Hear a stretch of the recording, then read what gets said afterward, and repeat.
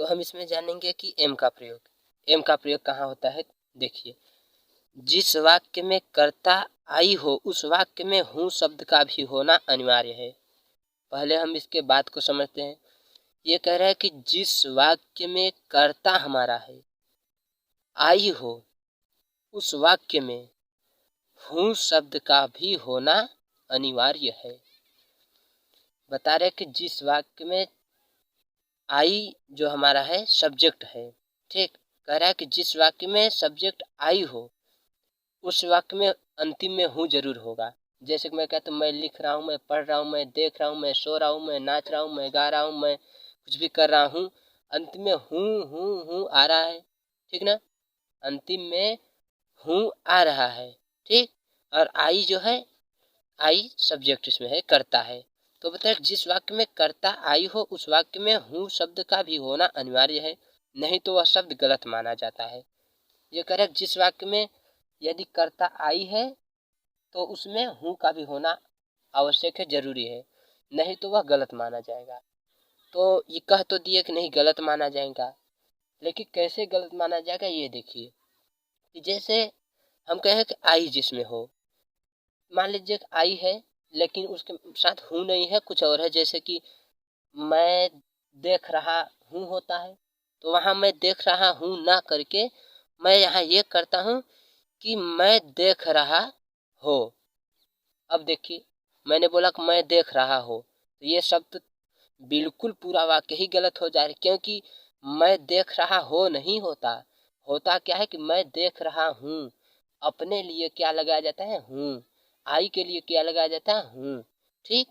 तो आई अगर है तो उस वाक्य में हूँ का होना अत्यधिक आवश्यक है, वरना वो वाक्य गलत माना जाएगा, ठीक। चाहे कोई भी शब्द हो, यदि उसमें अगर कर्ता हमारा आई है और आई के साथ हूँ नहीं है, आई के बाद अंतिम में वाक्य के हूँ नहीं है, तो वाक्य ही पूरा गलत माना जाएगा। इसीलिए कह रहा है कि जिस वाक्य में कर्ता आई हो उस वाक्य में हूँ शब्द का भी होना अनिवार्य है, नहीं तो वह शब्द गलत माना जाता है, ठीक। अब आप देख गए कि यदि कर्ता आई हो तो वहाँ हूँ का होना अनिवार्य है, ठीक, नहीं तो वह शब्द गलत माना जाता है। ये इसका जो रहा हुआ ये कि कहाँ कैसे क्या माना जाता है। तो देखिए, हम अभी इसके पहले क्या बताए हैं कि जिस वाक्य में कर्ता आई हो उस वाक्य में हूँ शब्द का भी होना अनिवार्य है, नहीं तो वह शब्द गलत माना जाता है। तो आगे देखिए क्या है कि ये तो हम मान गए कि जिस शब्द में यदि कर्ता आई है तो उस शब्द में हूँ का होना अति आवश्यक होता है, ठीक।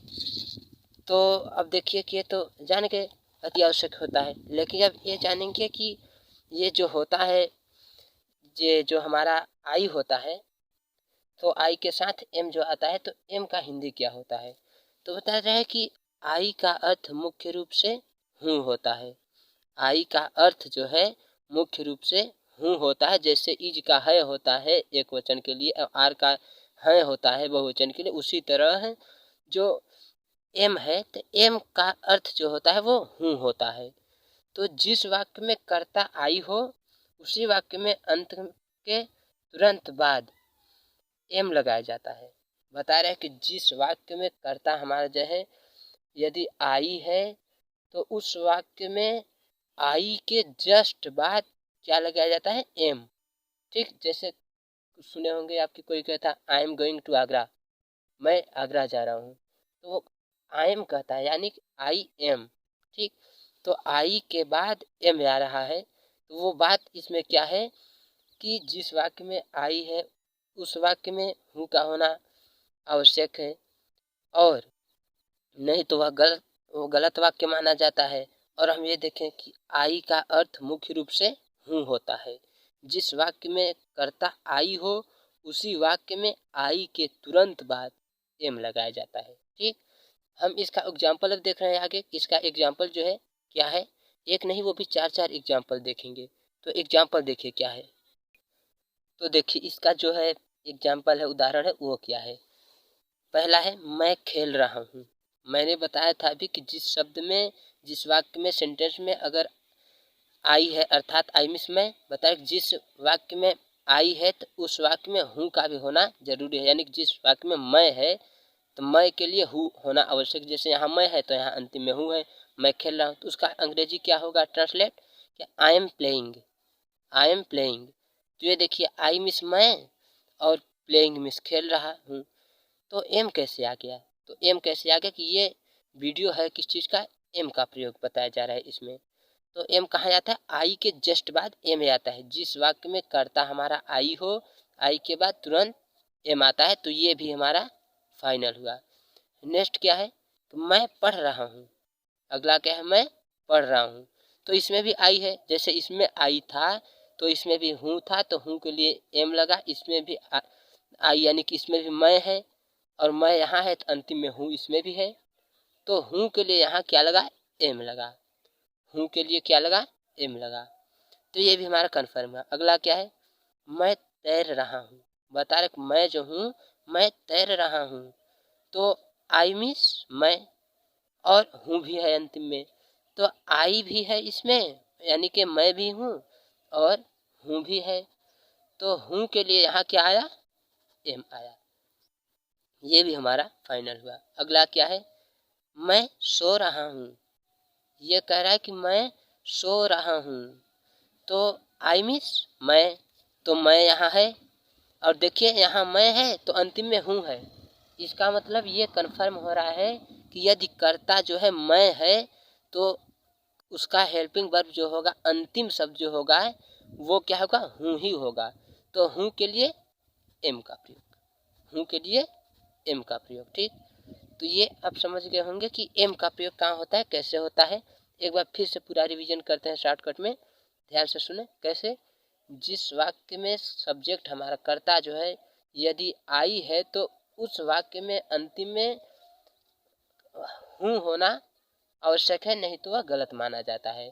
और देखें हूँ का जो यानी कि जो एम का मुख्य रूप से अर्थ हिंदी क्या होता है, हूँ, एम मिस होता है, वैसे मुख्य रूप से हूँ का प्रयोग किया जाता है। और तीसरा क्या है, तीसरा टॉपिक ये है कि एम का प्रयोग कहाँ किया जाता है, यदि वाक्य में मैं है हिंदी में तो उसका आई जरूर होगा, और जब आई जिस भी वाक्य में आई आ रहा है तो आई के बाद एम आएगा, ये कन्फर्म है। ठीक, तो आई के साथ एम आता है, जहाँ भी आई लगाइए तो वहाँ पे एम जरूर लगाइए, वरना वाक्य गलत हो जाता है। ऐसे ही कुछ वाक्य ऐसे होते हैं जहाँ के आई के साथ एम नहीं लगता, और नहीं तो उसके सिवाय 100% में 75% ऐसे होते हैं जो कि आई के साथ हमेशा एम का ही प्रयोग किया जाता है। तो ये हमारा कंफर्म हो गया, हमें लगता है कि ये भी आ गया होगा अब तक। ठीक, तो ये भी हमारा फाइनल होता है।